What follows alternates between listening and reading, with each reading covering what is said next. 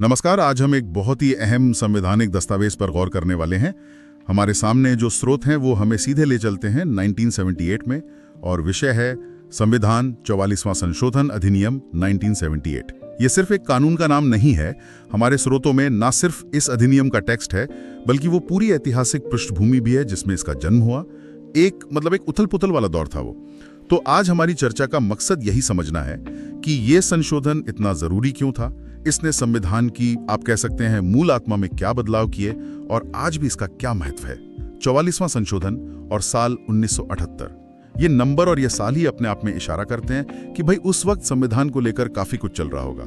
ये कोई मामूली फेरबदल तो नहीं लगता। क्या माहौल था उस समय? आपने बिल्कुल सही पकड़ा। 1978 का साल, मतलब ये संशोधन सीधे सीधे भारत में लगे आपातकाल यानी इमरजेंसी 1975-77 के ठीक बाद के दौर में आता है। और हमारे स्रोत इस बात पर बहुत जोर देते हैं कि ये कोई अलग थलग घटना नहीं थी। ये मुख्य रूप से इमरजेंसी के दौरान जो संवैधानिक बदलाव हुए थे, खासकर वो विवादास्पद 42वां संशोधन, उसके खिलाफ एक प्रतिक्रिया थी, एक रिएक्शन था। अच्छा, तो ये एक तरह से संविधान की गाड़ी को वापस पटरी पर लाने की कोशिश थी। 42वें संशोधन के बारे में तो काफी सुना है कि उसने शक्तियों का संतुलन बिगाड़ दिया था और पावर वो बहुत ज्यादा सेंट्रलाइज्ड हो गई थी। बिल्कुल। 1977 में जो आम चुनाव हुए उसमें तत्कालीन सरकार हार गई, जिन्होंने इमरजेंसी लगाई थी। तो इन चुनावी नतीजों ने एक तरह का, आप कह सकते हैं, जनादेश दिया कि संविधान का जो बिगड़ा हुआ संतुलन है उसे फिर से ठीक किया जाए।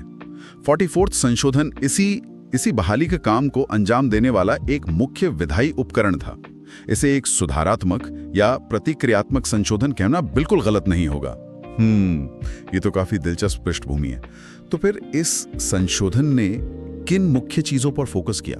आपातकालीन शक्तियों का मुद्दा तो जरूर लिस्ट में ऊपर होगा। हाँ, निश्चित रूप से। स्रोत बताते हैं कि इमरजेंसी से जुड़े जो प्रावधान थे उनमें बड़े बदलाव किए गए। एक बहुत अहम बदलाव ये था कि अब सिर्फ आंतरिक अशांति यानी इंटरनल डिस्टर्बेंस के आधार पर इमरजेंसी की घोषणा नहीं की जा सकती थी। इस शब्दावली को बदला गया और उसकी जगह लाया गया सशस्त्र विद्रोह यानी आर्म्ड रिबेलियन। अच्छा, ये इसलिए महत्वपूर्ण था क्योंकि आंतरिक अशांति ये एक बहुत ही गोलमोल सा शब्द था, अस्पष्ट था, और इसके दुरुपयोग की आशंका हमेशा बनी रहती थी। हाँ, ये तो है। ये तो मापदंडों को काफी सख्त बनाना हुआ। क्या इमरजेंसी को लेकर और भी कोई, क्या कहते हैं, सेफ्टी मेजर, सुरक्षा उपाय जोड़े गए? हाँ बिल्कुल, कई और महत्वपूर्ण बदलाव हुए। जैसे अब राष्ट्रपति आपातकाल की घोषणा तभी कर सकते हैं जब कैबिनेट, पूरा मंत्रिमंडल, उन्हें लिखित में ऐसी सलाह दे। लिखित में? जी हाँ, लिखित में। पहले सिर्फ प्रधानमंत्री की सलाह काफी मानी जाती थी, लेकिन ये लिखित सलाह की शर्त ने इसे ज्यादा एक सामूहिक जिम्मेदारी बना दिया। इसके अलावा इमरजेंसी की घोषणा को संसद से जल्दी मंजूरी लेनी होगी 1 महीने के अंदर, और समय समय पर यानी हर 6 महीने में उसकी समीक्षा करनी होगी। ये सब अनिवार्य बनाया गया। और शायद एक सबसे महत्वपूर्ण बात जो मैंने पढ़ी है वो मौलिक अधिकारों से जुड़ी है, वो सही है? हाँ, वो बेहद महत्वपूर्ण है। 44वें संशोधन ने ये पक्का किया कि आपातकाल के दौरान भी अनुच्छेद 20 जो अपराधों के लिए दोष सिद्धि के संबंध में संरक्षण देता है, और अनुच्छेद 21 जो प्राण और दैहिक स्वतंत्रता का संरक्षण है, इन दोनों के तहत दिए गए मौलिक अधिकारों को निलंबित नहीं किया जा सकता, सस्पेंड नहीं किया जा सकता। अच्छा, ये 1975-77 के दौरान जो अनुभव हुए थे, जब इन अधिकारों का निलंबन हुआ था और उसके बहुत गंभीर परिणाम देखने को मिले थे, ये उसकी सीधी प्रतिक्रिया थी। इसने जीवन और स्वतंत्रता के अधिकार को एक, आप कह लीजिए, लगभग अटूट सुरक्षा कवच दे दिया। अच्छा, मौलिक अधिकारों की बात चली है तो संपत्ति के अधिकार को लेकर भी तो इसी दौरान कुछ बड़े बदलाव हुए थे ना? जी हाँ, 44वें संशोधन ने संपत्ति के अधिकार के मामले में एक ऐतिहासिक बदलाव किया। जैसा कि स्रोत बताते हैं, इसे मौलिक अधिकार के दर्जे से हटा दिया गया। पहले ये अनुच्छेद 19 1F और अनुच्छेद 31 के तहत एक फंडामेंटल राइट था। हाँ। उसे वहां से हटा दिया गया। हालांकि इसे पूरी तरह खत्म नहीं किया गया। इसे संविधान में एक नए अनुच्छेद 300A के तहत एक कानूनी, या आप कह सकते हैं संवैधानिक अधिकार के रूप में फिर से जगह दी गई। अनुच्छेद 300A क्या कहता है? वो कहता है कि किसी भी व्यक्ति को विधि के प्राधिकार के बिना उसकी संपत्ति से वंचित नहीं किया जाएगा। मतलब कानून के बिना आपकी संपत्ति नहीं ली जा सकती। अच्छा, तो इसे मौलिक अधिकार से हटाकर कानूनी अधिकार बनाने के पीछे क्या सोच थी? क्या ये सिर्फ संपत्ति के अधिकार को कमजोर करना था या कुछ और बात थी? देखिए, हमारे स्रोतों में जो विश्लेषण दिया गया है उसके हिसाब से इसके पीछे कई कारण थे। एक मुख्य तर्क ये था कि संपत्ति का मौलिक अधिकार जो था वो अक्सर सामाजिक आर्थिक सुधारों जैसे कि जमीनी सुधार, लैंड रिफॉर्म्स वगैरह उनके रास्ते में आ रहा था और बहुत सारे अदालती मुकदमे हो रहे थे। तो इसे कानूनी अधिकार बनाकर सरकार का उद्देश्य शायद इन सुधारों को लागू करना थोड़ा आसान बनाना था। साथ ही ये भी सुनिश्चित करना था कि राज्य मनमाने ढंग से किसी की संपत्ति न छीन सके। उसके लिए कानून का पालन करना जरूरी होगा। इसने एक तरह से व्यक्ति के संपत्ति अधिकार और राज्य के जो सार्वजनिक उद्देश्य के लिए शक्ति है उसके बीच एक नया संतुलन बनाने की कोशिश की। ये भारत के संवैधानिक इतिहास में एक लंबे समय से चली आ रही बहस का नतीजा था असल में। समझ गया। ये तो अधिकारों के स्तर पर हुए बदलाव थे। इमरजेंसी के दौर में न्यायपालिका और संसद की शक्तियों पर भी तो असर पड़ा था, सुनने में आया था। क्या 44वें संशोधन ने उस दिशा में भी कुछ किया? बिल्कुल किया। 42वें संशोधन के कई ऐसे प्रावधान थे जिन्होंने हाई कोर्ट्स और सुप्रीम कोर्ट की जो न्यायिक समीक्षा की शक्ति है, जुडिशियल रिव्यू की पावर, उसको कम कर दिया था।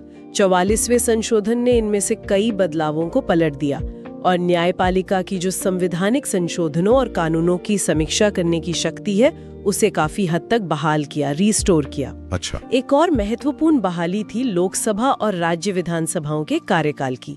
42वें संशोधन ने उसे 5 साल से बढ़ाकर 6 साल कर दिया था, याद है? हाँ, बिल्कुल। उसे 44वें संशोधन ने वापस 5 साल कर दिया। तो मतलब ये संशोधन सिर्फ नागरिकों के अधिकारों तक ही सीमित नहीं था। ये तो शासन के जो अलग अलग स्तंभ हैं, संसद, कार्यपालिका, न्यायपालिका, उनके बीच शक्ति संतुलन को फिर से साधने का भी एक प्रयास था। आपने बिल्कुल सही समझा। स्रोत इसे इसी रूप में देखते हैं। ये उन नियंत्रणों और संतुलनों यानी चेक्स एंड बैलेंसेस को फिर से स्थापित करने का एक बड़ा प्रयास था जिन्हें पिछले कुछ सालों के दौरान कमजोर कर दिया गया था, या कम से कम ऐसा महसूस किया जा रहा था। ये दिखाता है कि संविधान सिर्फ अधिकारों की एक लिस्ट नहीं है, बल्कि ये शक्तियों के वितरण और उनके बीच संतुलन का भी एक ढांचा है। अगर हम पीछे मुड़कर देखें तो ये सिर्फ एक संशोधन जैसा नहीं लगता। ये तो भारतीय संवैधानिक ढांचे का एक बड़ा, क्या कहें, पुनर्संतुलन, रिकैलिब्रेशन, बिल्कुल ऐसा कुछ लगता है। ये कहना बिल्कुल ठीक होगा। इसका महत्व सिर्फ इसमें नहीं है कि कौन से अनुच्छेद बदले गए, बल्कि उन सिद्धांतों में भी है जिन्हें इसने फिर से स्थापित करने की कोशिश की, जैसे लोकतांत्रिक जवाबदेही, संकट के समय में भी मौलिक स्वतंत्रता की सुरक्षा और संस्थागत शक्तियों का संतुलन। 44वें संशोधन को समझना हमें यह जानने में मदद करता है कि भारतीय संविधान में राजनीतिक अतिरेक मतलब पॉलिटिकल ओवररीच को ठीक करने और उस पर प्रतिक्रिया देने के आंतरिक तंत्र मौजूद हैं। सिस्टम में ही करेक्शन के तरीके हैं। और ये आज के समय में जानकारी रखने वाले किसी व्यक्ति के लिए क्यों जरूरी है, क्यों प्रासंगिक है? ये तो अब 4 दशक से ज्यादा पुरानी बात हो गई। प्रासंगिक इसलिए है क्योंकि 44वें संशोधन के समय जो बहसें हुई थी, जैसे कि आपातकालीन शक्तियों की सीमा क्या हो, व्यक्तिगत अधिकारों और राज्य की शक्ति के बीच संतुलन कैसे साधा जाए, न्यायपालिका की भूमिका क्या हो, ये मुद्दे आज भी किसी न किसी रूप में हमारे सामने आते रहते हैं। सही बात है। ये स्थायी प्रश्न है, परमानेंट क्वेश्चंस हैं एक तरह से। तो इस इतिहास को जानने से हमें आज की घटनाओं और संवैधानिक सिद्धांतों पर जो बहसें होती हैं उनको समझने का एक संदर्भ मिलता है, एक कॉन्टेक्स्ट मिलता है। ये हमें दिखाता है कि लोकतांत्रिक सुरक्षा उपाय कितने नाजुक हो सकते हैं और उनकी रक्षा के लिए कानूनी और नागरिक स्तर पर सतर्कता कितनी जरूरी है। मतलब ये कि संविधान वो एक जीवित दस्तावेज है और वो लगातार व्याख्या और परीक्षण के दौर से गुजरता रहता है, और 44वां संशोधन उस प्रक्रिया का एक बहुत ही महत्वपूर्ण अध्याय है। निश्चित रूप से ये संशोधन ये भी याद दिलाता है कि संविधान में बदलाव सिर्फ संसद में बहुमत से नहीं होते। उनके पीछे एक राजनीतिक इच्छा शक्ति होती है, सामाजिक जरूरतें होती हैं और अक्सर पिछले अनुभवों से सीखे गए सबक होते हैं। 44वें संशोधन के पीछे 1975-77 के अनुभवों का बहुत गहरा प्रभाव था। ये इस बात का सबूत है कि कैसे मुश्किल समय से सीख कर भी संवैधानिक विकास हो सकता है। तो संविधान 44वां संशोधन अधिनियम 1978 पर आधारित हमारे स्रोतों के इस विश्लेषण से ये बात तो साफ है कि ये सिर्फ क्रम संख्या 44 नहीं था।